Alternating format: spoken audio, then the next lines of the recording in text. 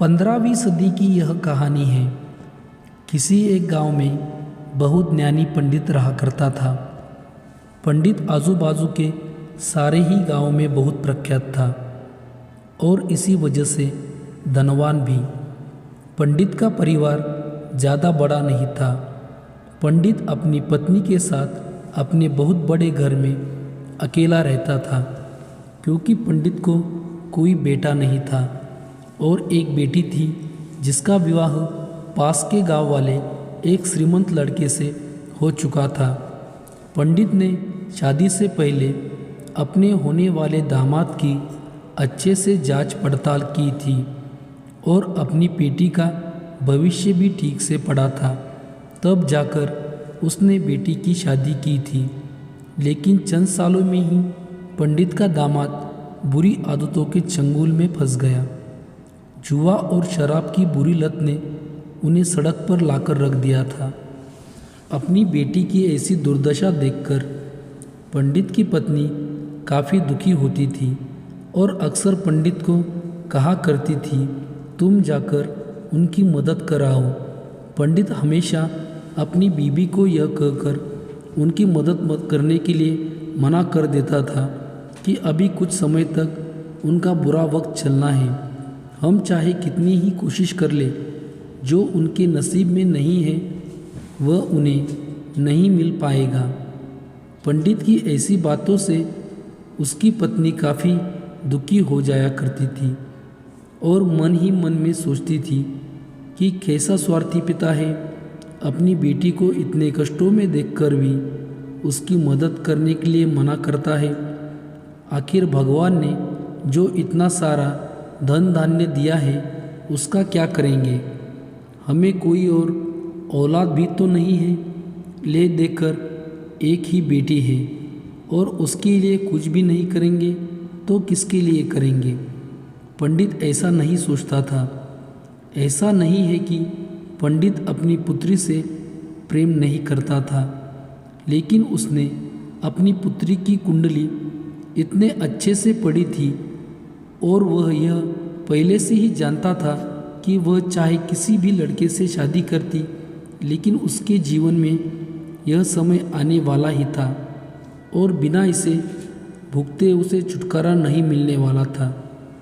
एक दिन खाने पीने के लिए मोहताज हो चुके पंडित की बेटी और दामाद उसके घर पर आए।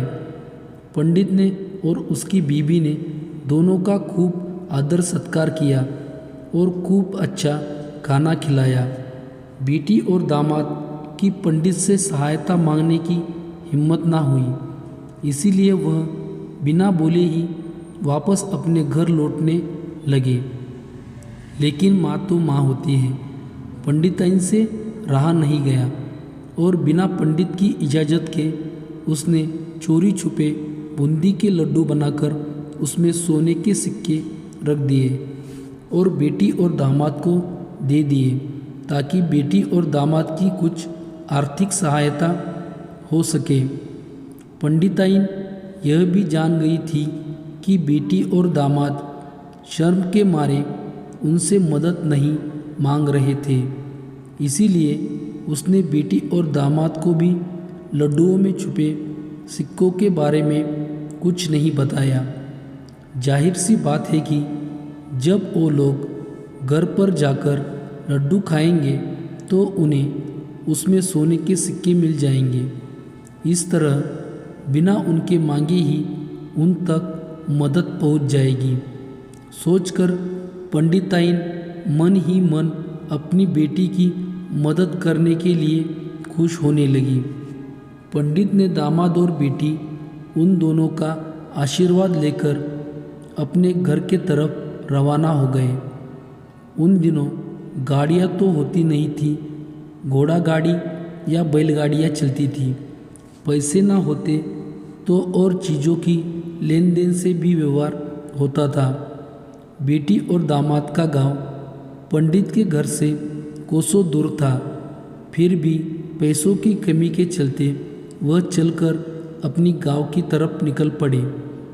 थोड़ी ही दूर चलते पंडित की बेटी के पैर में मोच आ गई और अब उसको चलना भी मुश्किल हो गया।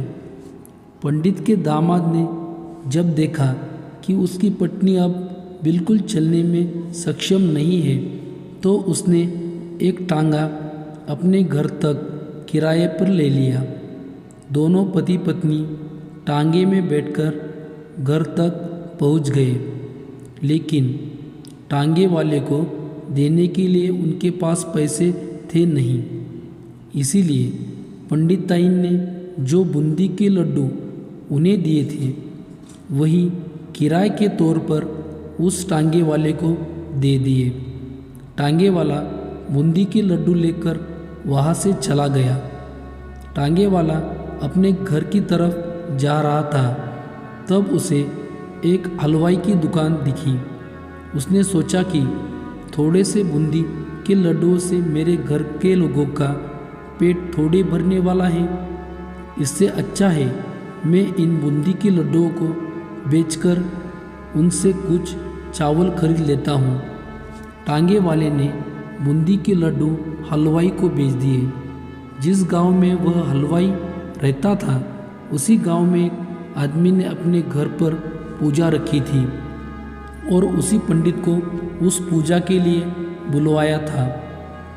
पूजा में लगने वाले प्रसाद के लिए उस आदमी ने उसी हलवाई से बूंदी के लड्डू लिए जहाँ पर उस टांगे वाले ने बेचे थे।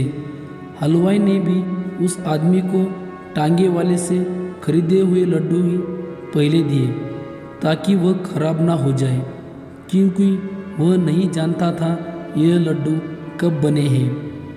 पूजा खत्म होने पर दक्षिणा और बूंदी के लड्डू लेकर जब पंडित अपने घर आया और खाना खाने बैठा तो प्रसाद में लाए बूंदी के लड्डू खाते वक्त लड्डू से सोने का सिक्का निकला। इस घटना को देखकर पंडिताइन की आंखों में आंसू बहने लगे। पंडित ने जब पंडिताइन से पूछा उसके रोने का कारण तो पंडिताइन ने पंडित को सब कुछ बताया और पंडित से उनकी बातों पर भरोसा ना करने के लिए माफ़ी मांगी।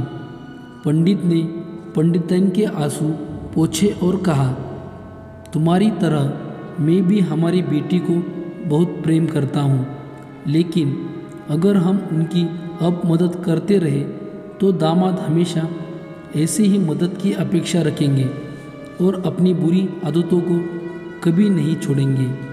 पंडिताइन भी अब पंडित की बातों से सहमत हो गई। 2-3 महीने बीत गए।